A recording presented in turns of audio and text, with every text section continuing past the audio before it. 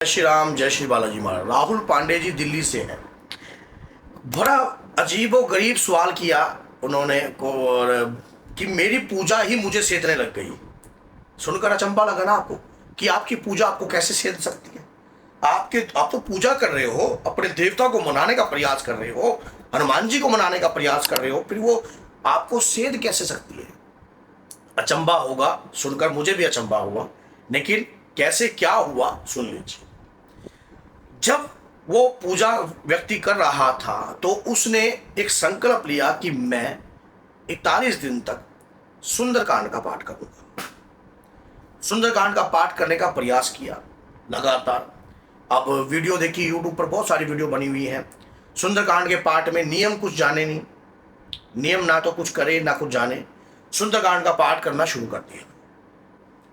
सुंदरकांड का पाठ शुरू किया और करते करते करते करते उसको रात्रि का समय पर पाठ किया उसने 10:30 बजे के करीब।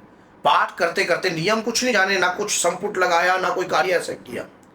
पूजा कर रहा है, सुंदरकांड का पाठ कर रहा है और हनुमान जी की पूजा कर रहा है, सुंदरकांड का पाठ कर रहा है और दुराचारी कार्य भी कर रहा है। गुटखा, रात दरबार, सिगरेट इनका सेवन कर रहा था और कभी कभी मंगल और शनि छोड़कर उसके अलावा यह भी कर लेता था, जिसका मतलब शराब का सेवन कर रहा था, सुंदरकांड का पाठ कर रहा था। पहला 1 हफ्ता तो बहुत अच्छे तरीके से सुंदरकांड का पाठ किया, अच्छा महसूस भी लगने लगा, क्योंकि जिंदगी में बहुत सारी ऐसे कार्य थे जो तंग होकर, और यूट्यूब पर कई लोग ऐसे हैं कि सुंदरकांड का पाठ कर लो लेकिन विधि बताते नहीं है और पूजा खुद की पूजा ही सेधने लग गई। फिर और भी ज्यादा विधि बताई नहीं, कुछ नियम बताए नहीं, सीधा पूजा करने लग जाओ। देखो, सबसे पहली बात, जब तामसिक चीजों का परहेज करना पड़ता है जब आप एक संकल्प की पूजा करते हो, जब एक संकल्प लेकर, संकल्प विनौतिक निष्ठा, एक आपका पूर्ण रूप से संकल्प, एक आपने ये कार्य करना ही करना है, आपने इसका संकल्प ले लिया है।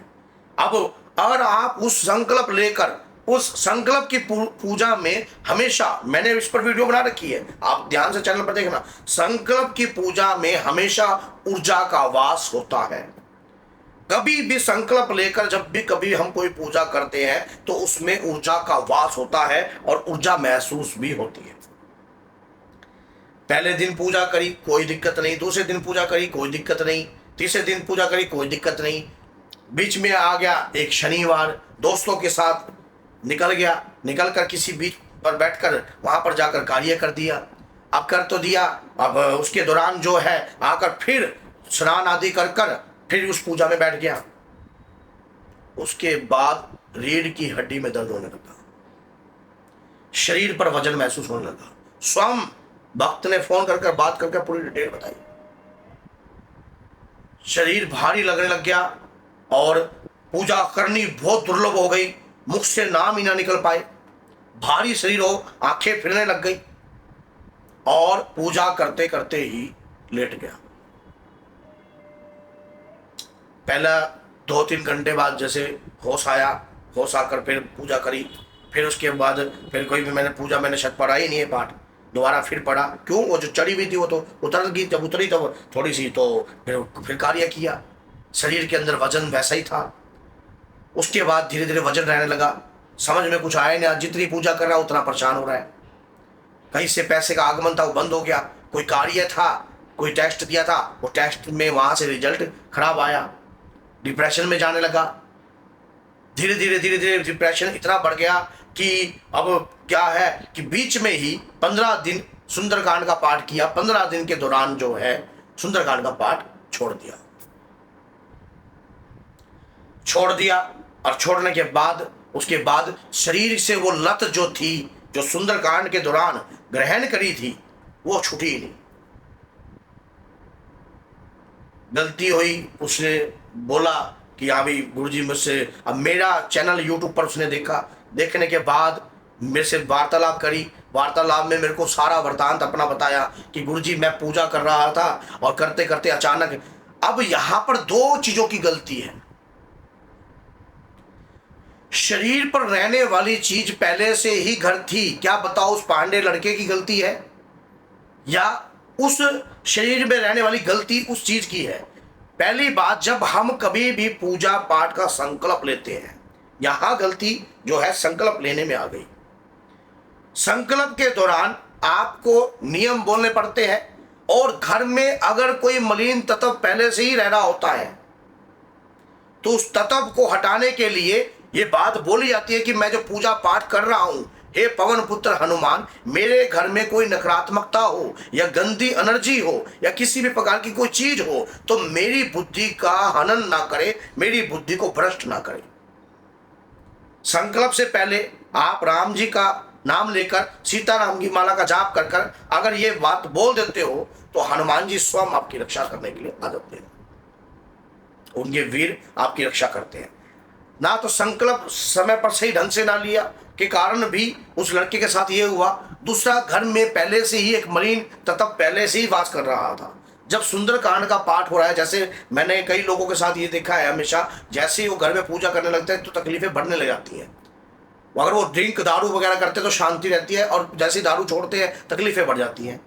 वो क्यों होता है? क्योंकि घर में पहले से ही कोई ऐसी गंदी एनर्जी बैठी होती है। ये दो गलती सबसे बड़ी हुई।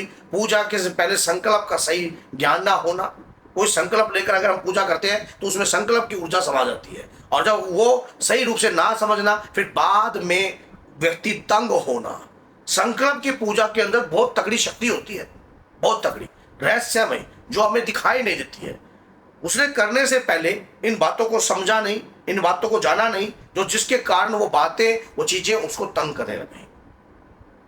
अब जब उसको ये बात समझ में आई तब तक तो बहुत देर हो गई थी, शरीर बीमार रहने लग गया, सारा कार्य बीमार हुआ। अब जाकर कल जो बड़ा मंगल टपा, उस मंगल के दौरान जो है कार्रवाई कुछ करी, उतारा किया, कुछ ऐसा कार्रवाई मैंने बताई, मंदिर गया, जाकर वो कार्यवाही करने के बाद शरीर 150% हल्का हो गया, 150%। अब यहां पर अगर वो भक्त या तो संकट के कारण हनुमान जी को पूजना बंद कर देता, या फिर सुंदरकांड जीवन में कभी ना करता, या हनुमान जी की पूजा ना करता। कार्य किसने किया? संकट ने। और संकट बुद्धि इतनी घुमा दी कि पूजा पाठ करते ही संकट को पता है कि जैसे ही घर में पूजा पाठ चलने लग जाएगी तो घर के अंदर जो है ये मेरा राज खत्म हो जाएगा। क्योंकि जहां हनुमान जी का नाम है वहां पर समझ लो संकट का विनाश शुरू है।